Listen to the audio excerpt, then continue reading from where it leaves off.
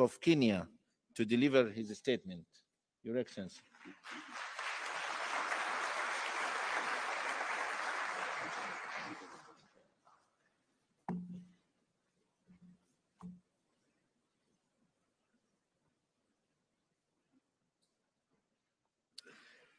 Thank you very much.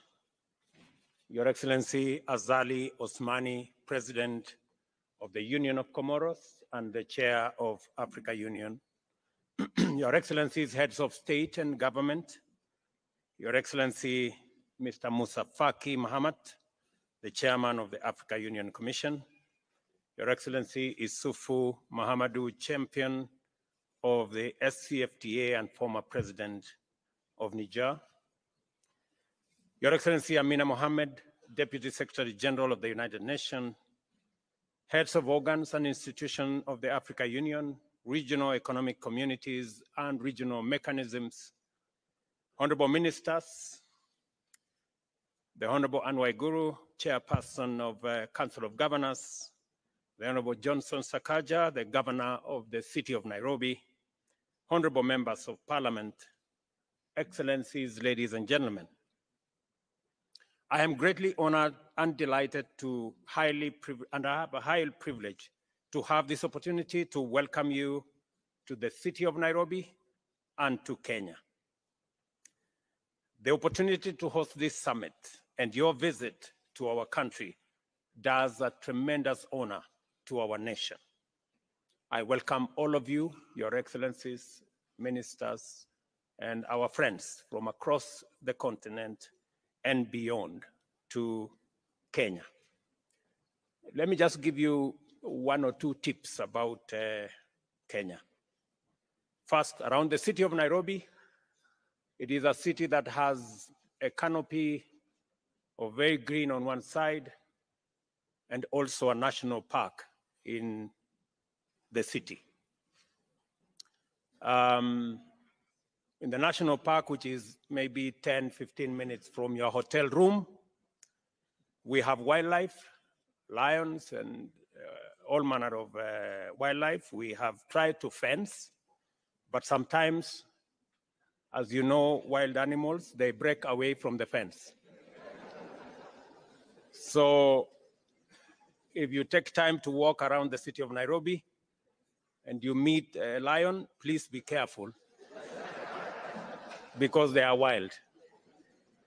We try to keep them inside.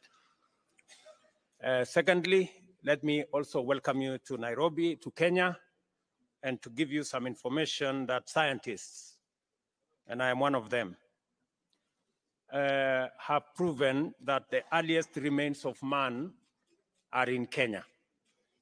And therefore, for those of you who know the history of humankind, this is where humanity began. And so while you are here and you feel at home, it is because you truly are at home.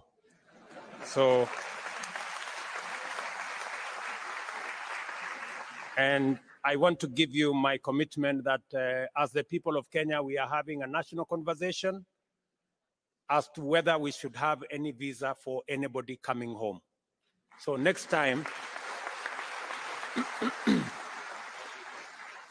next time you come to Nairobi, you might not need a visa. Excellencies, it is difficult to overstate the fundamental importance of this summit and the momentous consequence of the transformative business we have assembled here to transact.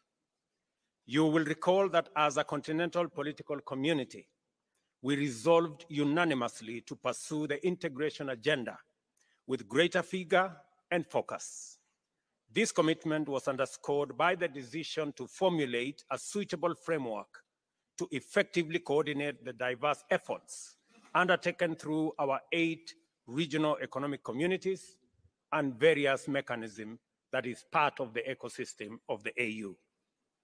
It is evident from the variety of activity, enhanced efficacy, and viability of AU's agenda and the undeniable increase of the AU Commission's administrative capacity and overall vigor of the regional and Pan-African integration efforts that the AU's commitment was earnest accompanied by demonstrable political will and a focused and effective implementation strategy.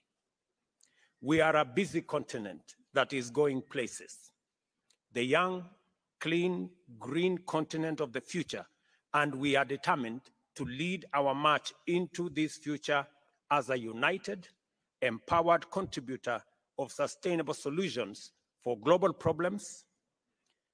We are reasoning together, generating effective solutions together, implementing them together, facing our challenges head on together, making progress and getting results. This is what has brought Africa's implementation leadership to Nairobi, and the sum total of the agenda of the 5th Media Summit, which is this meeting. For this, I want to celebrate all of you who are here today, not just for making time to be here, but also for the work you do every day in taking the Pan-African Unity Project forward. For this is what the integration agenda is all about. Whether we are talking about regional economic communities or mechanisms or the broader continental effort, the unity of African people is our primary goal. I commend His Excellency President Abdel Fattah al-Sisi, President of the Arab Republic of Egypt, for successfully chairing the Heads of State and Government's Orientation Committee, which has effectively steered AUDA-NEPAD in its momentous breakthrough in achieving the Agenda 2063 aspiration of consolidating regional and continental integration. I also thank President el-Sisi for successfully hosting the African COP, or the Implementation COP as it was called, the last conference of state parties to the United Nations Framework Convention on Climate Change at Sharm el-Sheikh in Egypt. In November last year, it was at this COP that Africa firmly revealed to the world a new determination to project a clear, forceful, and united voice and claim its opportunity to contribute to resolving humanity's most serious existential threat, that is climate change. I salute with gratitude His Excellency President Ali Bongo Ondimba, President of the Republic of Gabon, in his capacity as the chair of the Economic Community of Central African States, for the progress he has made in stewarding collaboration among regional economic communities under the Inter-REC Cooperation Initiative. As a result, the ECAS and the Economic Commission of Western Africa States has made significant strides in strengthening maritime security cooperation. I also appreciate the work being done by His Excellency President Ismail Omar Guelleh, the President of the Republic of Djibouti, who chairs the Intergovernmental Authority on Development, for his able leadership of IGAD's contribution to the progress towards agreement on the cessation of hostilities in Ethiopia, and now the activities that we are all undertaking to ensure that Sudan returns to normalcy and takes up its place as a stable, peaceful country in our continent. Further, I am cognizant of the animated activities and excellent work that has brought much progress in ongoing projects and initiatives being undertaken across many spheres by the Economic Community of West African States under the able leadership of His Excellency President Bola Ahmed Tinubu of the Federal Republic of Nigeria, the Common Market of East Africa and Southern Africa led by His Excellency Hakainde Hichilema, President of the Republic of Zambia, Southern Africa Development Community, SADC, chaired by His Excellency President Felix Antoine Tshisekedi Tshilombo of the Democratic Republic of Congo, the Community of the Sahel, Saharan states under the stewardship of His Excellency President of Benin, Patrice Talon, the Arab Union of the Maghreb, led by His Excellency Tayeb Pakouche of Tunisia, and the East African Community under His Excellency President Evariste Ndayishimiye of Burundi. I must also recognize and praise the good and excellent work that the AU Commission continues to do under the leadership of its chair, His Excellency Musa Faki Mahamat. This summit has been made possible by the able leadership of his team.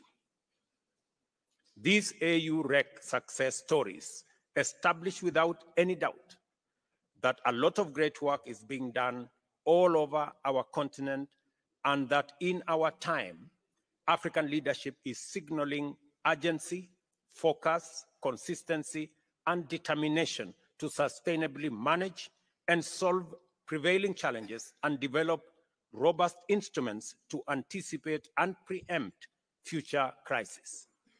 With such commitment, we now have confidence to pursue sustainable development and shared prosperity, and expect that Agenda 2063 is now firmly on course. The most compelling signal that African integration is unstoppable and that it will open doors for unprecedented socio-economic transformation is the progress we have made in implementing the Africa Continental Free Trade Area. We must all be proud of this magnificent project and historic achievement by and for ourselves, whose positive effects will reverberate throughout the world for a long time to come. I am not exaggerating. Let us consider the bare facts of the matter. This single mechanism has inaugurated the world's largest free trade area.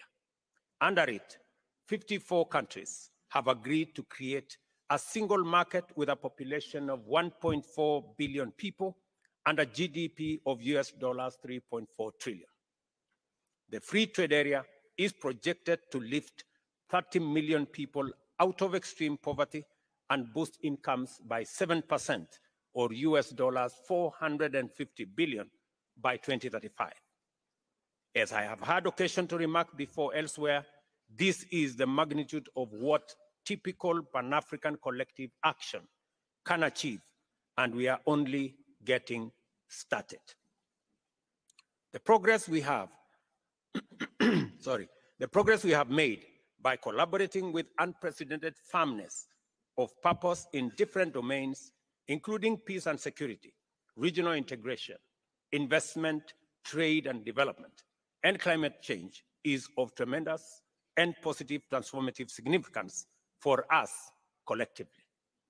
Agenda 2063 is our blueprint to deliver the Pan-African vision of an integrated, prosperous, and peaceful Africa, driven by its own citizens, representing a dynamic force in the international arena.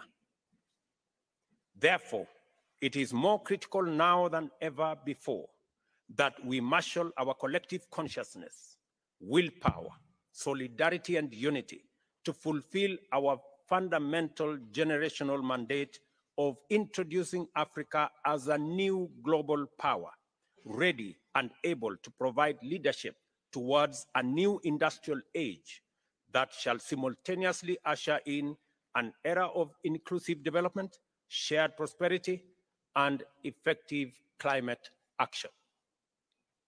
We must therefore capitalize on the institutional reform momentum at the Africa Union to pursue the complete development of effective capacity to deliver Pan-African transformation. To do this, self-reliance, ladies and gentlemen, is essential. And a fit-for-purpose institutional architecture is indispensable at the AU. At the moment, over 60% of our program's budget is financed by partners. The demands of our challenging time require an AU that can pursue multiple urgent and critical interventions using internally mobilized resources. The Pan-African movement has always been about sovereignty and agency. First and foremost, chronic dependence, even on well-meaning partners, is starkly inconsistent with the aspiration of independence, sovereignty, and agency. And I therefore believe that we must take seriously the recommendations that have been made towards making our organization an organization that stands on its feet and an organization that is funded by us. This is why we must make progress in exploring, developing, and implementing solutions like the Kigali decision, AU Decision 605 of 2016. Similarly, you may want to know that that decision has now been implemented by 17 countries. We need to persuade all our other brothers and sisters in the other countries to come on board so that we can do the responsible thing and fund our own organization. Similarly, it is time to free up the Africa Union from structural and organizational constraints, including duplication and other inefficiencies, thereby facilitating it to be effective on a greater scale. As a starting point, defining the roles and functions of different organs and instruments more clearly is unavoidable. The coordination, administrative, and implementation mandate of the Commission, the legislative and oversight function of a strong Pan-African Parliament, and the political leadership, ownership, and broad policy direction of the Council all need to be reflected more clearly through rational structural delineation. I hope, it's my prayer, colleagues, ladies and gentlemen, that we finally make the right decision and build an organization that is fit for purpose, that has the requisite finances, the needed voice, and the leadership that can project Africa's position much more clearly with a strong voice so that we can take our place in the community of nations. COP27 was a turning point of tremendous magnitude because it brought home to the peoples of Africa the imperative to reconfigure our model of engagement with global and multilateral frameworks in general, and the urgency of projecting a new place, role, and voice to define Africa's contribution to global development and climate action. As we reflect and deliberate upon President El-Sisi's account of his commendable use of COP27 to facilitate the emergence of a fresh Afrocentric perspective to climate change, it is vital that we resolve to do even better and go much further at the forthcoming COP28 by taking on board a more robust position and proposing a transformed and inclusive global approach to tackling the climate change crisis. This is why it is important for us to pay special attention to the Africa Climate Summit, the first ever in our continent under the AU, which will take place here in Nairobi between September 4th and 6th.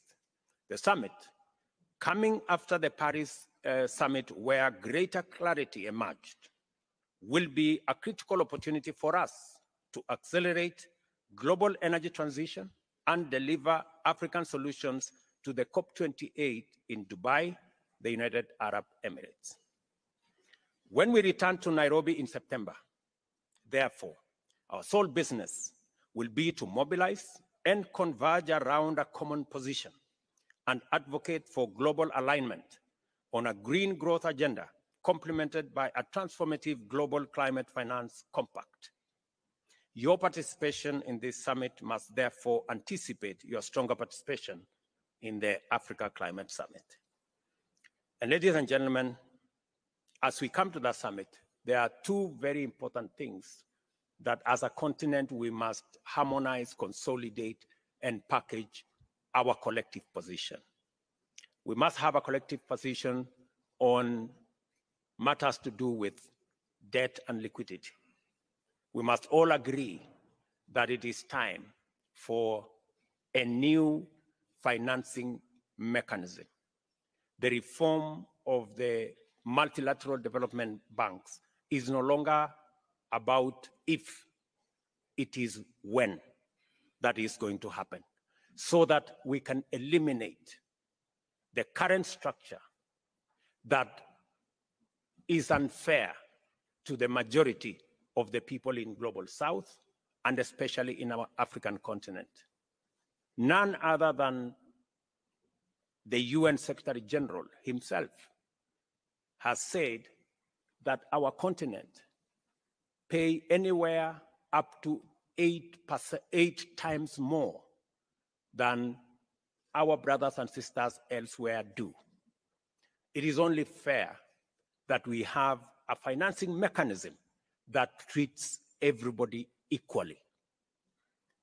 All of us have read about the animal farm, where there are some that are more equal than others.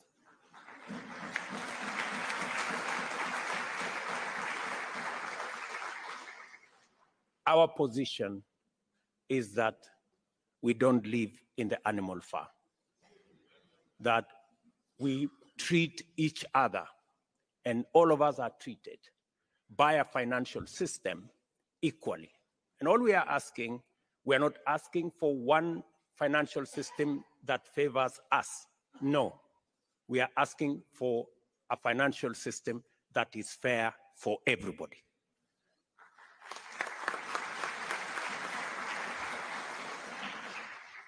Part of the challenges we have of liquidity, part of the challenges we have in debt distress is actually caused by an unfair financial architecture that makes us pay interest more than others.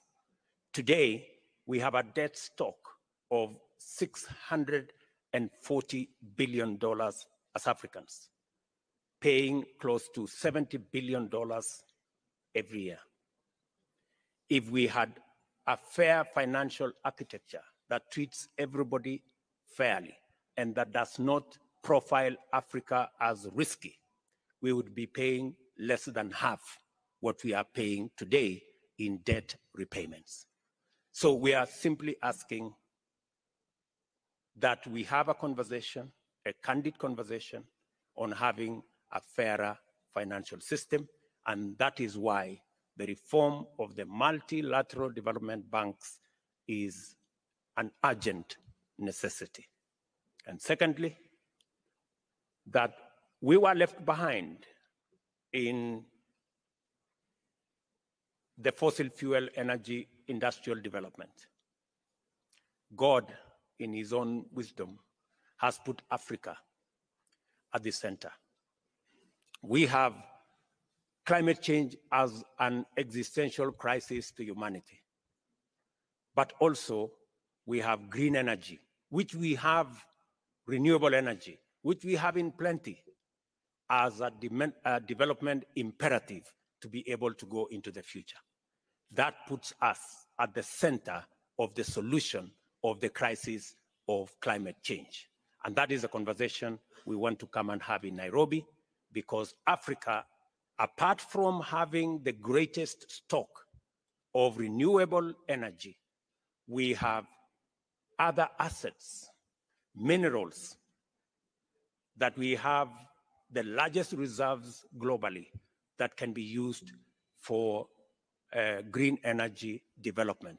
We have the largest reserves of uncultivated arable land that can drive, according to Adesina, my brother, we can increase grain in our globally by up to 100%, maybe even 200%. We have the youngest population, the youngest global workforce in our continent. Ladies and gentlemen, we have what it takes to provide a solution for both decarbonization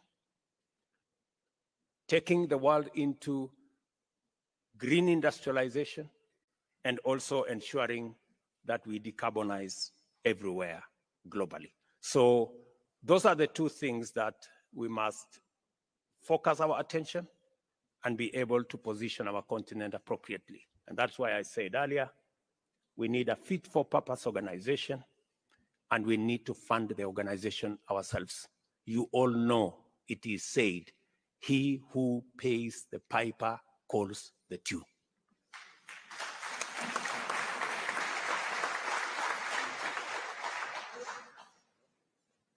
When you return to Nairobi, therefore, in September, our sole business will be to mobilize and converge our common position and advocate for global alignment, as I have said, that puts Africa at the center. I take this opportunity to once more appreciate the indispensable contribution made by the AU Commission and the leadership of its chair to all arrangements and the tremendous logistical undertaking required to prepare a successful summit. It is because of this partnership with the Commission that we have made progress in laying ground for an event that will give our continent a platform from which to launch its agenda into the global discourse. I am confident that the summit will be successful in achieving all its objectives. I wish all of us wonderful deliberations as we receive the various reports. Enjoy your time in Kenya, and God bless you.